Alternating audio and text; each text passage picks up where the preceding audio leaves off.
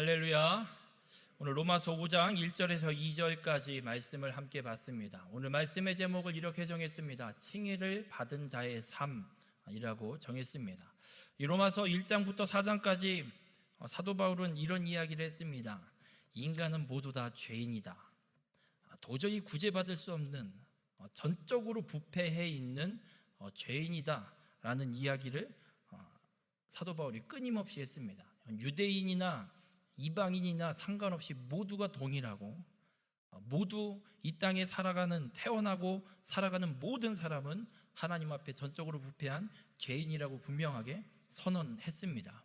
그런데 하나님께서 인간의 죄를 용서하시고 구원하실 계획을 태초부터 세우셨고, 그리고 그 죄의 문제를 해결할 메시아 구원자를 예수 그리스도를 이 땅에 보내셨습니다. 그리고 예수 그리스도께서 인류의 모든 죄를 다 짊어지시고 십자가에 죽으심으로 우리의 그 모든 죄값을 다 치러서 누구든지 예수 그리스도를 믿으면 의롭다 인정받고 하나님의 구원의 은혜를 누린다라고 사도 바울은 분명하게 선언하고 있습니다. 우리가 하나님 앞에 의롭다 인정받는 것 다른 거 아닙니다. 복음을 믿는 믿음, 예수 그리스도를 믿는 믿음을 보시고 하나님께서 우리의 죄를 잊어버리시고 덮어버리시고 의롭다라고 인정해 주시는 것입니다. 우리가 하나님 앞에 이렇게 의롭다 인정받는 길 다른 데 가서 찾지 마십시오. 복음밖에 없습니다. 아무리 눈을 씻고 찾아보고 이곳저곳 들쑤셔봐도 없습니다. 예수 그리스도밖에 없음을 믿으시길 바랍니다. 사도 바울은 끊임없이 이 로마서 4장까지 오면서 이 복음의 진리, 이 구원의 진리에 대해서 설명을 하고 선언을 했습니다.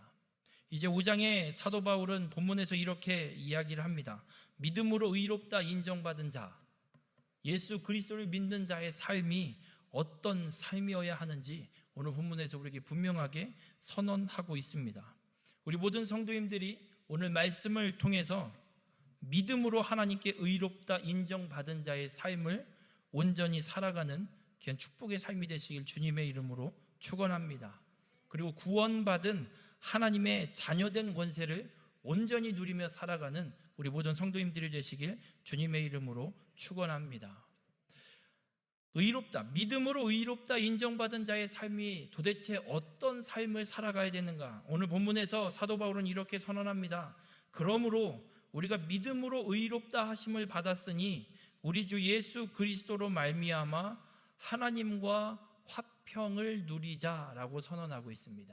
믿음으로 의롭다 하심을 받은 우리는 예수 그리스도로 인해서 하나님과 화평을 누리는 삶을 살아가야 됨을 믿으시기 바랍니다. 예수 그리스도를 믿어 구원받은 사람의 삶은 하나님과 온전한 그 화평을 누리며 살아가는 삶임을 잊지 마시길 바랍니다. 왜 하나님과 이 화평을 이룬다, 화평을 누린다, 도대체 어떤 의미일까? 항상 복음에 대해서 선언을 하게 될 때 창세기로 돌아가게 됩니다. 창세기 1장과 2장에 하나님이 가장 보시기 좋았던 시대, 하나님의 말씀 그대로 이루어지고 하나님의 말씀하신 그대로 다스림받는 세상, 그 세상이 창세기 1장과 2장 태초에 하나님이 천지를 창조하셨을 때 인간이 죄를 짓기 전의 모습입니다. 하나님이 회복하길 원하시고 하나님이 이루시려고 하시는 나라는 바로 그 창세기 1장과 2장에 있는 나라입니다. 그때 인간과 하나님 사이의 삶을, 그 모습을 보면 너무나도 보기 좋습니다. 인간과 하나님이 직접 대면하고 하나님의 말씀을 직접 듣고 인간은 이 땅에서 하나님의 말씀대로 맡겨주신 에덴을 경작하는 일을 하나님한테 보고하고 하나님은 또 말씀하시고 그대로 그 땅을 지켜가는, 하나님과 함께 살아가는, 하나님의 말씀 그대로 이루어가는 시대가 창세기 1장과 2장 창조의 시대입니다. 하나님과 화평을 누리는 모습이 어떤 모습이냐? 창세기 1장과 2장에 기록되어 있는 인간과 하나님 사이의 모습이 하나님과 화평을 누리는 모습이고 삶임을 잊지 마시길 바랍니다. 그렇게 하나님과 화평을 누리던 인간이 죄를 짓기 시작을 합니다. 인간이 하나님 앞에 짓는 죄, 하나님의 말씀을 거역하는 것, 하나님의 말씀대로 행하지 않는 것, 하나님의 자리에 내가 올라서려고 하는 것, 이것이 죄였습니다. 이 죄로 인해서 하나님과 화평을 누리고 살던 아담과 하와는 에덴에서 쫓겨납니다. 더 이상 하나님과 대면할 수 없는, 하나님의 말씀대로 다스림받는 그곳에 거할 수 없는 하나님과의 단절이 일어나 버립니다. 아담과 하와는 더 이상 에덴으로 돌아갈 수 없게 되어 있습니다. 이 죄 때문에 하나님과의 그 화평이 완전히 깨져 버렸습니다. 그런데 복음이신 예수 그리스도께서 우리의 죄를 대신 담당하심으로, 그리고 십자가의 죽으심으로 우리의 이 죄의 문제를 다 해결해 주셨습니다. 오늘 사도 바울은 분명하게 이야기합니다. 우리 주 예수 그리스도로 말미암아 하나님과 화평을 누리자. 하나님과 화평을 누릴 수 있는 길은 예수 그리스도밖에 없습니다. 다른 길 없습니다. 나무가 우리에게 하나님과 화평을 허락할 수 없습니다. 돌뿌리가 하나님과 우리 사이의 화평을 이룰 수 없습니다. 산에 산신령이 있는지도 모르겠습니다. 그가 하나님과 인간 사이의 화평을 온전히 누리게 할 수 없습니다. 오직 예수 그리스도만이 우리를 하나님과 화평을 누리게 합니다. 왜냐? 마가복음 15장에 보면 예수님께서 십자가에 달려 죽으실 때에 일어났던 사건 중에 하나가 이렇게 기록하고 있습니다. 예수께서 큰 소리를 지르시고 숨지시니라. 이에 성소 휘장이 위로부터 아래까지 찢어져 둘이 되니라. 성소의 휘장은 성막 안에 지성소, 하나님의 임재가 임하는 이 지성소 안에 들어가는 곳을 구분짓고 가로막는 휘장입니다. 아무나 못 들어갑니다. 1년에 단 한 번 대제사장만 대속제일에 들어가서 이스라엘 백성들의 모든 죄를 하나님 앞에 고하고 사함받는 그 하루밖에 들어갈 수 없습니다. 그 대제사장도 흠이 있거나 죄를 지으면 들어가자마자 죽습니다. 그런 곳이 지성소이고 그곳을 가로막고 있는 게 휘장입니다.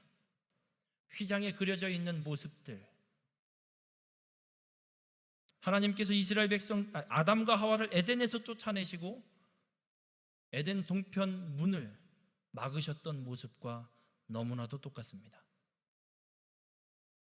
하나님과의 화평, 인간의 죄로 인해서 깨진 하나님과의 화평, 이걸 가로막는, 이 죄의 문제가 해결되지 않고서는 더 이상은 하나님과 화평을 누릴 수 없는, 그 죄의 문제를 해결하기 전까지는 절대 열리지 않는 그 성소의 휘장을 예수 그리스도께서 십자가에 죽으실 때 하나님께서 찢으셨습니다.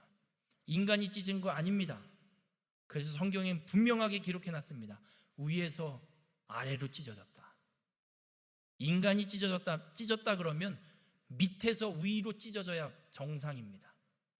그러나 성경이 분명하게 기록합니다.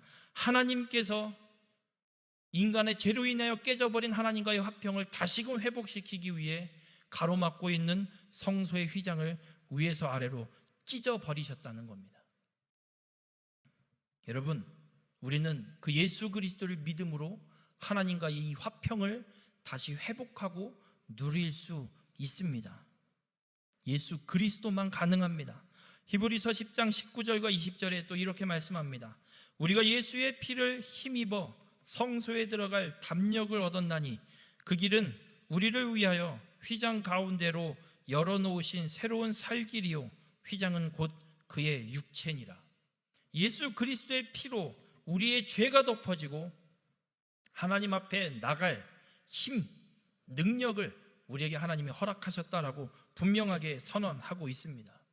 우리는 예수 그리스도를 통해서만 하나님 앞에 나아가서 하나님과 화평을 다시 이룰 수 있는 삶이 됨을 믿으시길 주님의 이름으로 축원합니다. 예수 그리스도를 믿는 우리는 이미 하나님과 화평을 누릴 수 있는 이 화평을 얻었음을 믿으시길 바랍니다. 의심하지 마십시오. 예수 그리스도를 믿는 자는 이 화평을 이미 얻었습니다. 그럼 우리는 어떻게 하면 되느냐?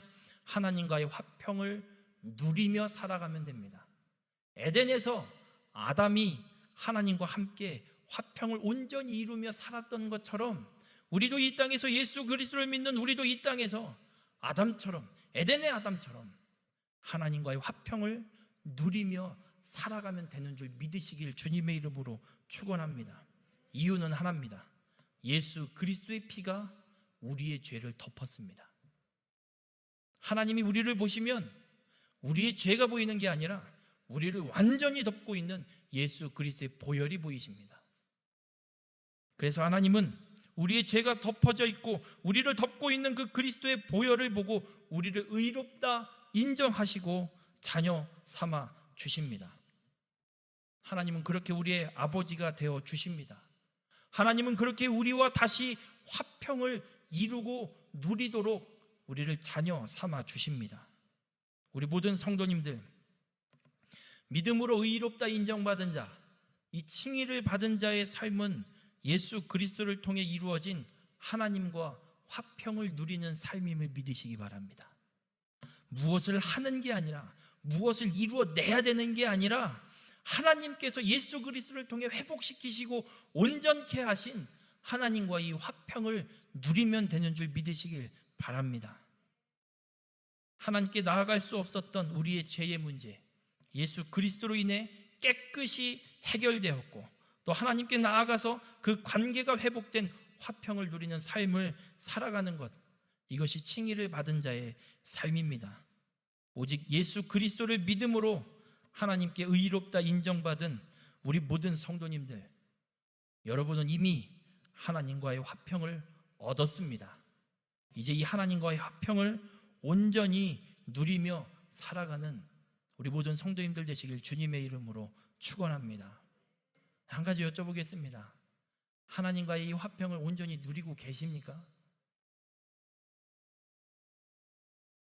여러분, 우리는 그렇습니다. 어떤 상황이 펼쳐지거나 어떤 문제가 닥치거나 어떤 환경이 우리 앞에 펼쳐지게 될 때 가장 먼저 생각하는 것, 떠오르는 건 왜 나한테 이런, 진짜 싫습니다. 문제가 닥치거나 어떤 고통이 닥치거나 어떤 고난이 찾아오는 게 싫습니다. 왜 힘들어야 되는지, 그거 문제 해결할 수 없는 그런 문제 왜 내게 닥치는지 가장 먼저 떠오르는 생각이 싫은 게 먼저입니다. 안 당해봤으면, 그냥 그런 거 없이 그냥 무난하게 별 문제 없이 평탄하게 살았으면 좋겠는데. 여러분, 많은 그리스도인들의 삶을 보면 믿음으로 화평을 얻고도 그 화평을 온전히 누리지 못하는 삶을 살아가는 걸 보게 됩니다. 그저 내게 주어진 삶의 상황들에 좌절하거나 낙심하거나 오히려 원망과 불평을 막 쏟아내거나 어떻게든 내가 해보려고 발버둥을 치거나 이런 모습들이 더 많이 있는 걸 보게 됩니다. 여러분, 우리가 믿음을 지키고 살아가는 것, 지치고 절망할 때가 더 많습니다. 지금은 시대가 더 그렇게 우리를 몰아가고 있습니다. 그래서인지 교회 예배 드리는 게 더 힘들어졌고, 왜 예배 드리는 게 문제인지,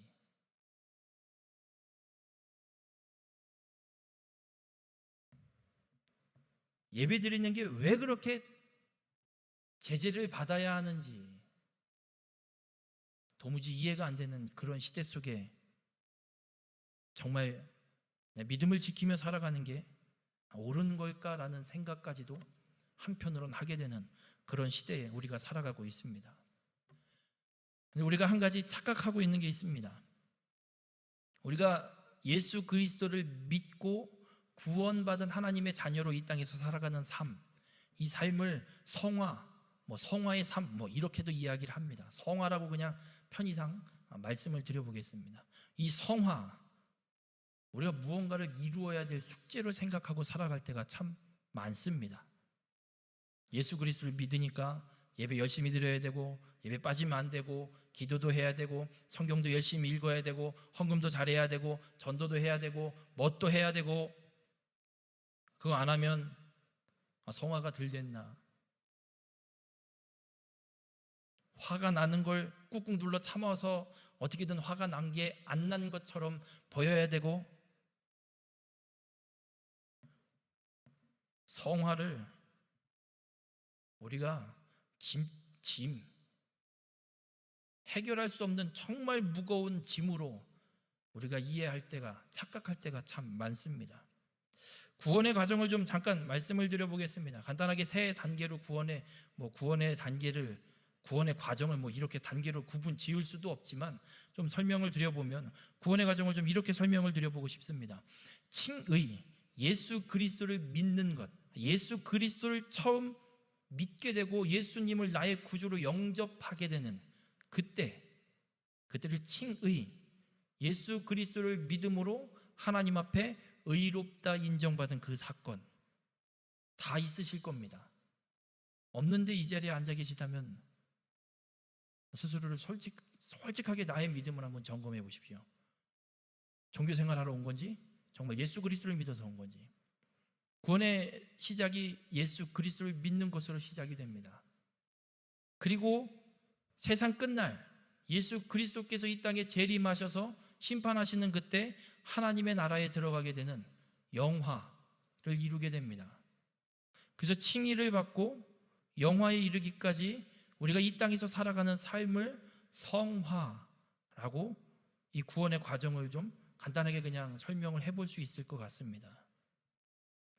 우리가 이 성화, 예수 그리스도를 믿어서 하나님 나라에 들어가기까지의 이 삶, 이 땅에서 이 육체를 갖고 살아가는 삶에 대해서 우리는 참 힘들게 생각합니다. 저도 그랬습니다. 뭘 해야 되는 걸로만 생각했습니다. 예수를 믿으면 똑바로 해야지. 청년들이고 학생들한테도 그럽니다. 뭐하냐 니네 맨날 이러면서. 니네가 지금 고3이 지금 여기서 놀고 있냐, 가서 공부를 해야지. 청년들에게는 뭐하냐, 예배 똑바로 안 드리고. 혼내는 투의 말이 더 많았던 것 같습니다. 이유는 이거였습니다. 예수 그리스도를 믿으면 구원받아 하나님의 나라에 들어가기까지 내가 어떻게든 살아내야 될 거 아니냐, 이런 개념으로, 이런 뜻으로 저도 그런 이야기를 했었습니다. 그런데 말씀을 준비하고 이 성경을 계속해서 찾아보는 가운데 성화는 짐이 아니었습니다. 이 땅에 예수 그리스도를 믿고 살아가는 우리의 삶은 숙제가 아니었습니다. 여쭤보겠습니다. 우리가 의롭다 하나님 앞에 인정받는 건 무엇으로 받습니까? 너무 어려운 걸 여쭤봤나요? 우리가 의롭다 인정받는 것 무엇으로 인정받습니까? 예수 그리스도를 믿는 믿음으로 인정받습니다. 다른 거 아닙니다.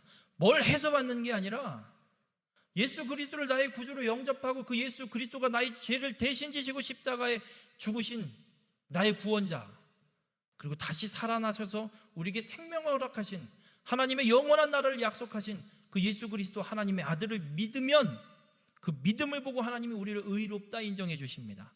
그럼 하나님 나라에 들어가는 건 어떻게 들어갑니까?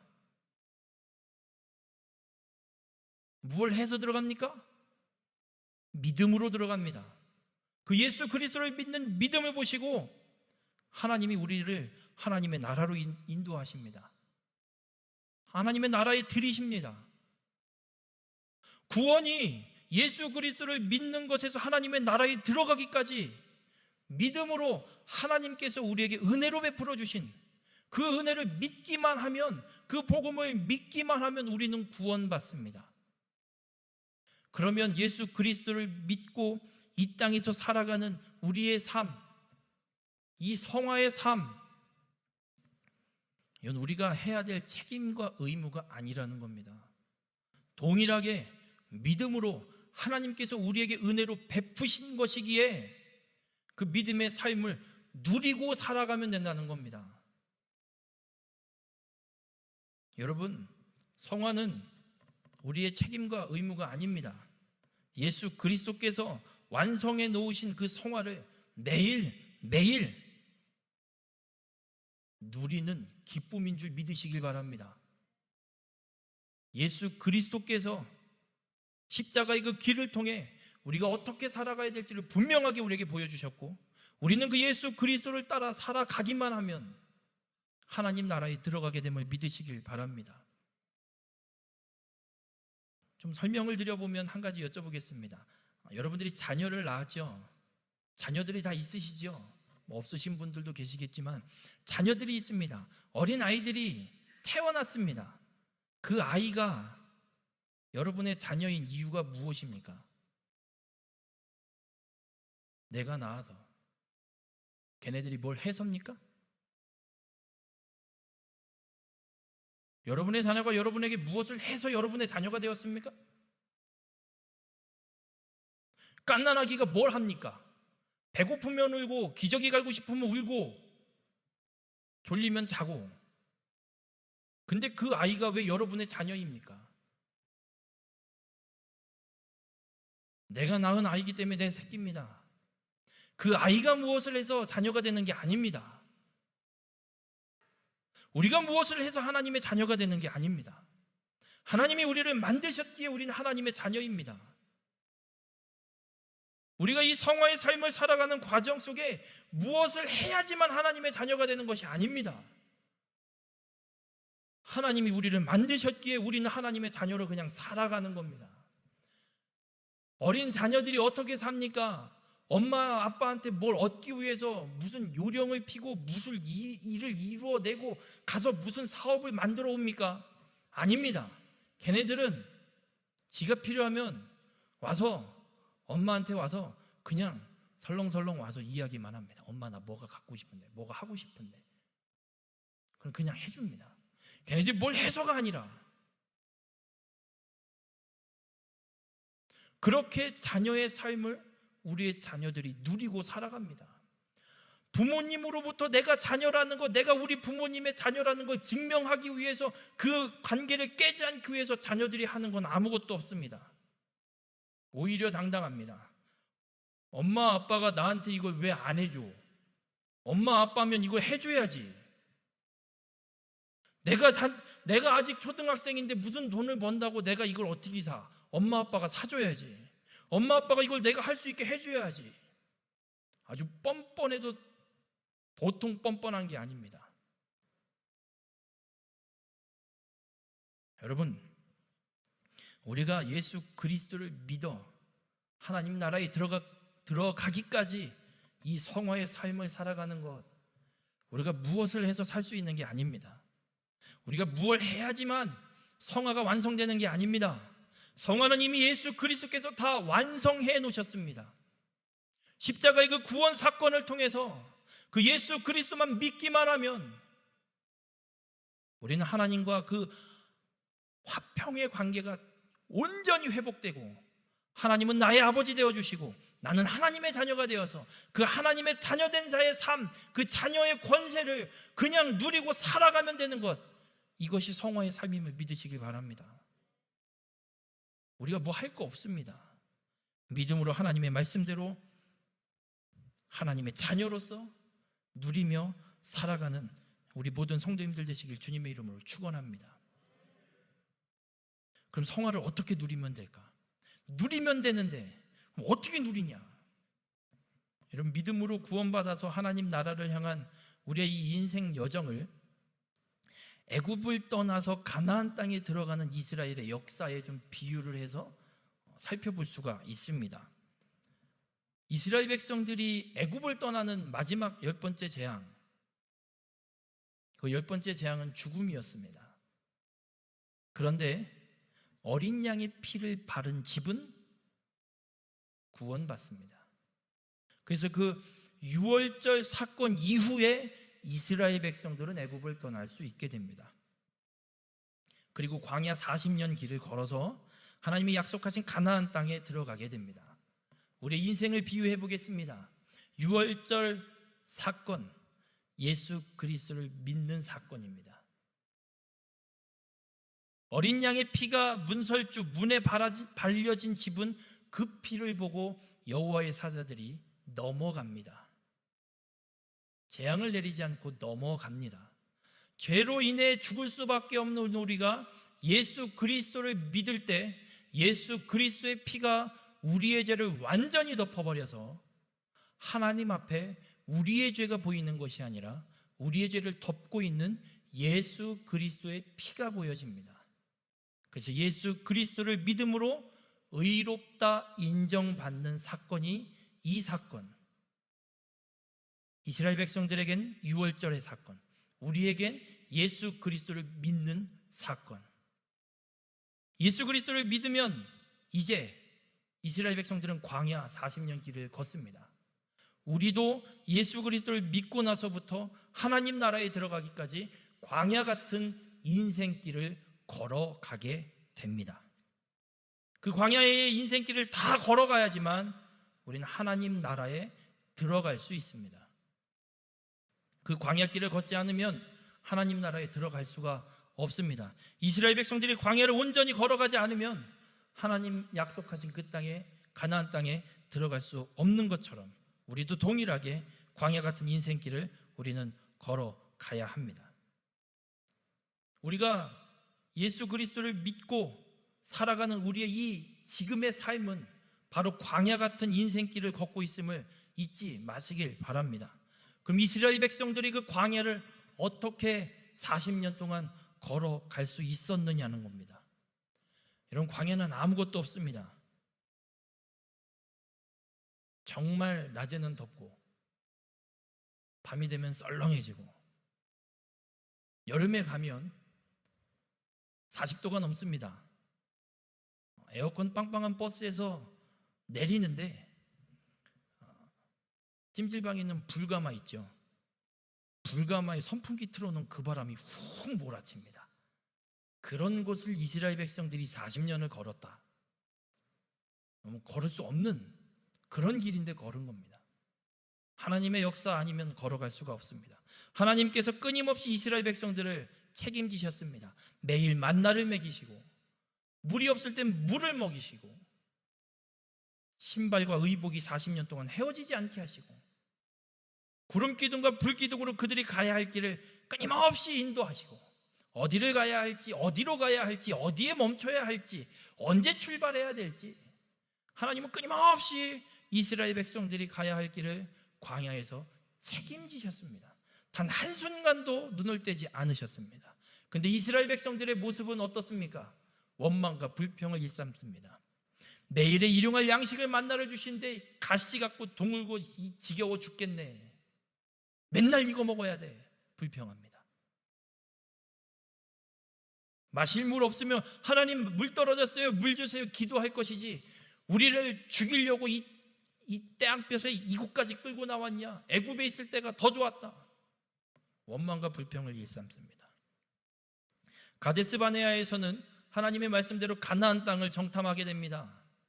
하나님이 약속하신 땅, 젖과 꿀이 흐르는 땅이라는 걸 직접 눈으로 확인하고도 왔는데 한다는 소리가 젖과 꿀이 흐르는 땅이 맞습니다. 그러나 그 땅을 우리는 절대 정복할 수 없습니다.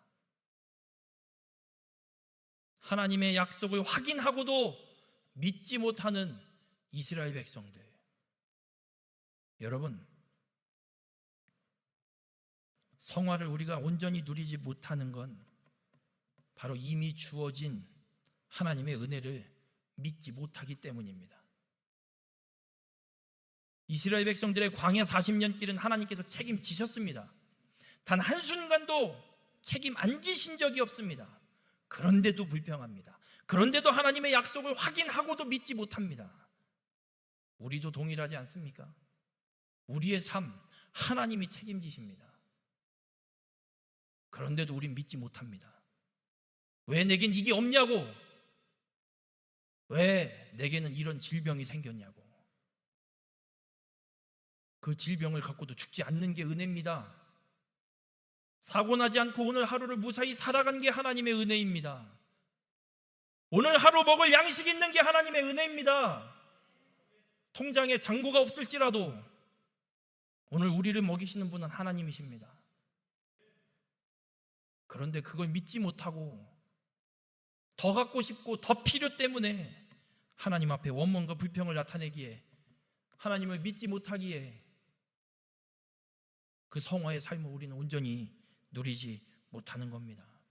우리 모든 성도님들, 성화를 누리는 것 그렇습니다. 하나님께서 우리에게 베푸신 은혜를 맛보며 살아가는 겁니다. 그냥 자녀들이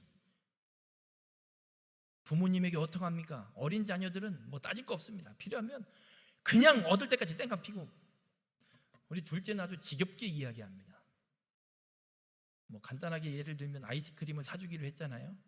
사줄 때까지 옆에서 쫑알쫑알 얘기합니다. 엄마 아이스크림 사주기로 했잖아. 엄마 마트 언제 갈 거야? 아까 어제 아이스크림 사주기로 했잖아. 사줄 때까지 생각날 때마다 옆에서 쪼잘쪼잘쪼잘쪼잘 거립니다. 제가 옆에서 집사람한테 한마디 합니다. 약속을 하지 마. 여러분, 그 아이는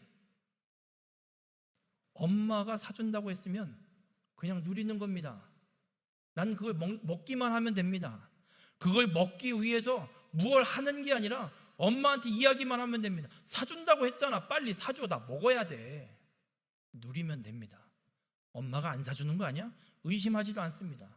그냥 와서 옆에서 떠듭니다. 아이스크림, 아이스크림, 아이스크림, 아이스크림. 여러분, 우리는 예수 그리스도를 믿음으로 구원받았습니다. 구원받은 하나님의 자녀입니다. 하나님의 자녀된 권세를 누리고 살아가면 됩니다.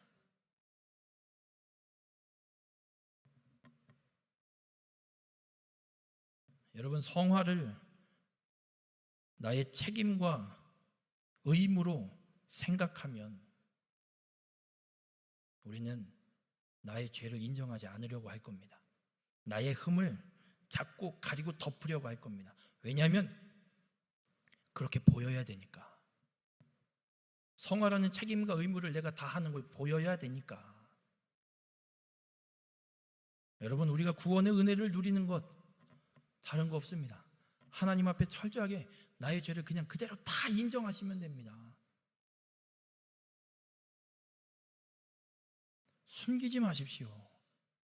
별거 아닌 것 같은 죄 하나님 앞에 철저하게 다 인정하고 내어놓으십시오. 나의 죄를 다 십자가 앞에 다 갖고 오십시오. 그래야 예수 그리스도의 보혈로 덮여집니다. 죄를 인정하지 않으면 숨길 수밖에 없습니다.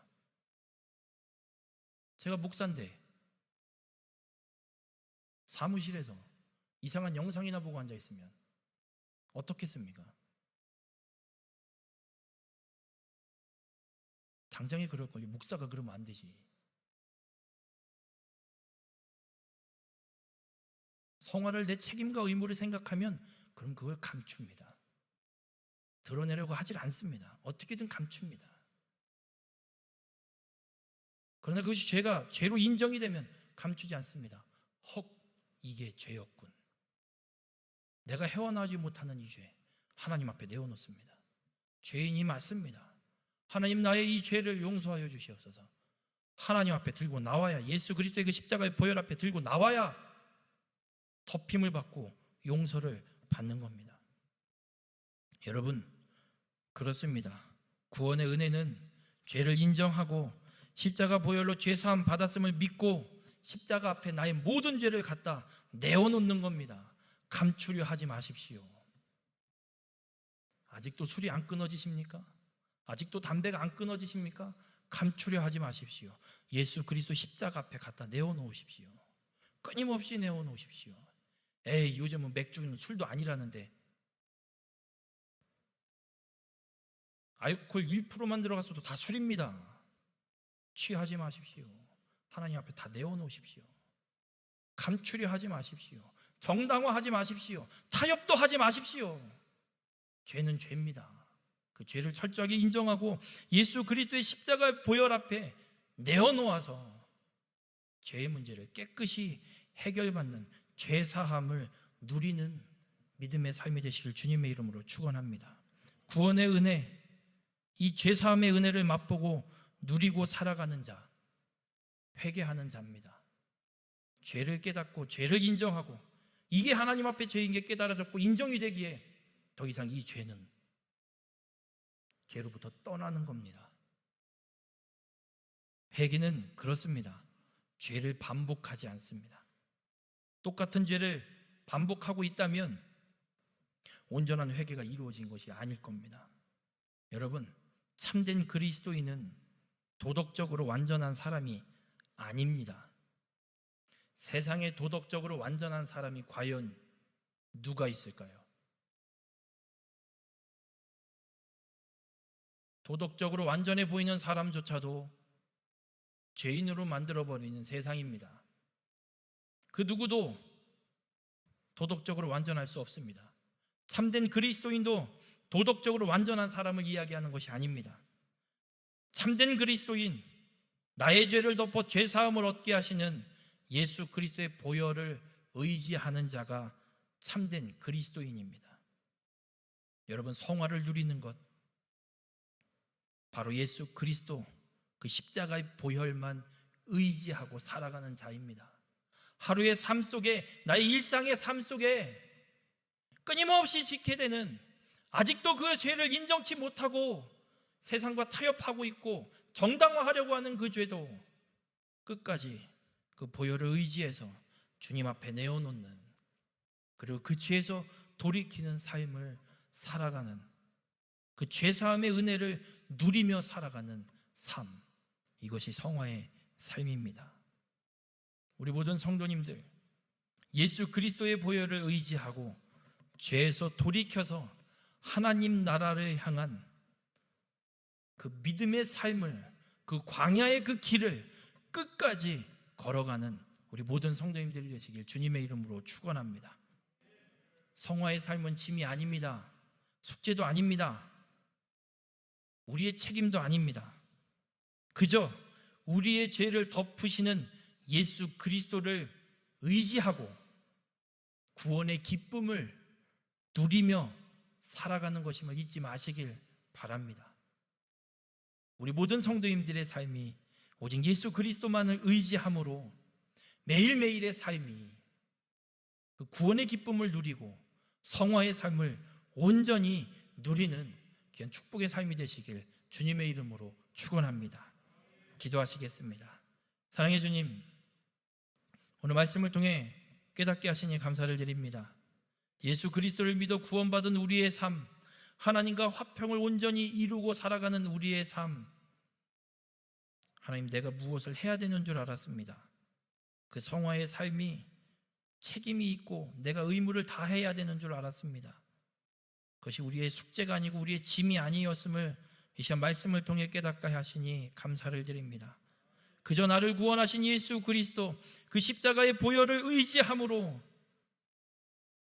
하나님과 화평을 이미 얻었고 그 화평을 누리며 살아가는 것이 진정한 믿음의 삶임을 오늘 말씀을 통해 깨닫사오니 하나님, 우리의 삶 다른 것 의지하지 않게 하시옵소서. 나의 삶을 의롭게 보이기 위해 세상과 타협하고 나를 숨기려 들고 나의 모습을 가리는 그런 잘못된 삶을 살아가는 자 되지 않게 하여 주시옵소서. 철저하게 나의 죄를 모두 다 인정하고 예수 그리스도의 그 십자가의 보혈의 앞에 내 죄를 내어놓아 죄사함의 은혜를, 구원의 은혜를 온전히 누리며 살아가는 우리 모두가 될 수 있도록 주님 함께하여 주시옵소서. 이 모든 말씀 예수님의 이름으로 기도드렸습니다. 아멘.